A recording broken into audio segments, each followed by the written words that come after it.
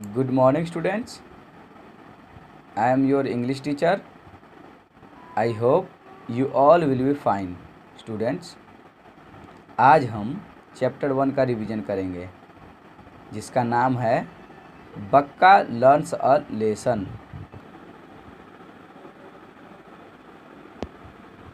बक्का learns a lesson, जिसके writer हैं दीपान्विता रॉय। इस चैप्टर में इस चैप्टर में ओल्ड एलिफेंट अपने से जूनियर एलिफेंट को बताते हैं कि तुम सब बड़े जानवर हो, अपने से अलग छोटे जानवरों को परेशान नहीं करो। वे सभी स्मॉल क्रिएचर, छोटे जीव, हमारी सहायता किसी न किसी रूप में करते हैं। वे स्नेल्स और स्क्वायरल्स का एग्जाम्पल देते हैं। वे बताते हैं कि स्नेल्स हमें फ्लड के बारे में और स्क्वायरल्स हमें फायर के बारे में बताते हैं। जैसे अगर कहीं भी बाढ़ का पानी अगर जंगलों में आता है तो सबसे पहले स्नेल्स बताते हैं कि बाढ़ का पानी जंगलों में आ गया है, और स्क्वायरल्स जंगलों में आग लगने की सूचना सबसे पहले देते हैं। ओल्डर एलिफेंट जूनियर एलिफेंट को हमेशा एक साथ हर्ड, इट मीन्स झुंड में रहने के लिए कहते हैं। वे कहते हैं कि यदि कोई भी परेशानी में हो, दिक्कत में हो, तो हमेशा उसकी सहायता करनी चाहिए। वे कहते हैं यदि कहीं भी गुड फूड किसी को भी मिले तो गुड फूड को हर्ड, झुंड के सभी जानवरों में शेयर करके खाना चाहिए। सभी जूनियर एलिफेंट ओल्डर एलिफेंट की बातें ध्यान से सुन रहे थे, लेकिन बक्का नाम का एक जूनियर एलिफेंट है जो उनकी बातें ध्यान से नहीं सुन रहा था।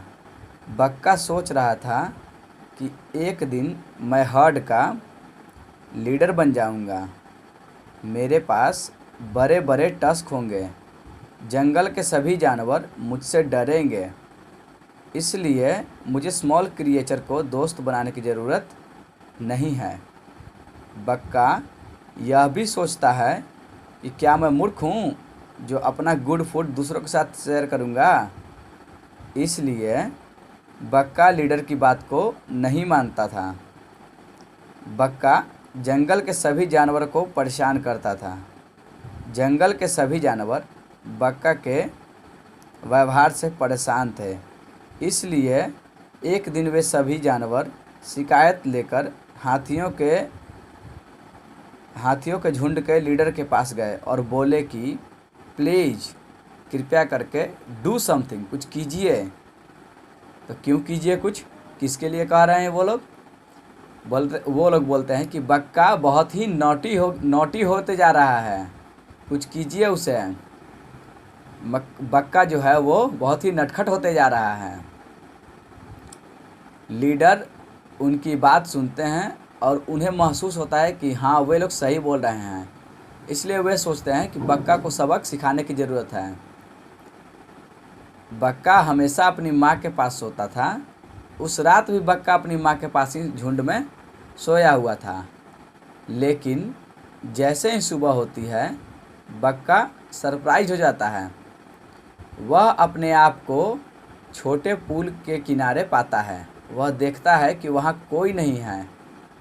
बक्का सभी जगहों पर सर्च करता है, सभी जगहों पर ढूंढता है, लेकिन उसे कोई नहीं दिखाई देता है। वह बहुत ही डर जाता है। वह रोना शुरू कर देता है। फिर वह जंगल के दूसरे पक्षियों, दूसरे जानवरों और दूसरे कीट पतंगों से पूछता है। सभी जानवर उन्हें याद दिलाते हैं कि किस तरह से तुम हमें परेशान करते थे। अब हम तुम्हें नहीं बताएंगे। जिस तरह से हम लोग डरते थे, तुमसे डरते थे, ठीक उसी तरह से तुम भी डरो। अब वे लोग उन्हें याद दिलाते, तुम भूल गए हो, नहीं ना भूले हो तुम हमें बहुत परेशान करते थे, अब हम तुम्हारी हेल्प नहीं करेंगे। बटरफ्लाइज भी उसकी कोई मदद नहीं करती है। फिर बक्का रोने लगता है, बहुत रोता है। वो रोते रोते फिर वो सो जाता है। अगली सुबह जब उसकी आँख खुलती है तो वह अपने आप को अपनी माँ के पास झुंड के बीचों बीच में पाता है। वह काफ़ी डरा हुआ दिखता है। फिर वह सोचता है कि क्या वह मेरा सपना था जो मैंने देखा है रात में।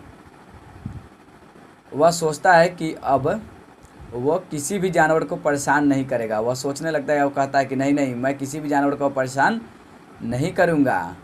उसके बाद से कभी भी बक्का की कोई भी कंप्लेन हर्ड के लीडर के पास नहीं आया। बक्का इसके बाद सीधा हो जाता है, मतलब सीधा मतलब अच्छा बन जाता है, अच्छे बच्चे की तरह। आप लोग भी घर में बहुत ही बदमाशी करते होंगे, इसलिए आप लोग भी बदमाशी नहीं किया करें। चलिए अब हम क्वेश्चन आंसर के बारे में पढ़ते हैं। ए, राइट, ट्रू और फॉल्स मतलब सही और गलत बताना है। तो चलिए बताइए तो हमें। सबसे फर्स्ट, बक्का इज एन ओल्ड एलिफेंट। बक्का एक ओल्ड एलिफेंट है। बक्का एक ओल्ड एलिफेंट है? बोलिए। नहीं, बक्का क्या है? एक जूनियर एलिफेंट है। तो ये क्या हो जाएगा? फॉल्स। नेक्स्ट, बक्का इज अ नॉटी एलिफेंट। बक्का क्या है? नॉटी एलिफेंट है। यस, बक्का क्या है? एक नॉटी एलिफेंट है। ऑल एलिफेंट सभी हाथी क्या है? आर हैप्पी विथ बक्का। बक्का के साथ खुश हैं? नहीं, बक्का के साथ खुश थे वो लोग? नहीं थे ना। तो ये क्या हो जाएगा? False. Elephants live in a big family. हाथी जो है बड़े फैमिली में रहते हैं। बिल्कुल, हाथी बड़े फैमिली में रहते हैं, तभी तो झुंड में रहते हैं वो। चलिए इसका फिर से एक बार समराइज किया जाए।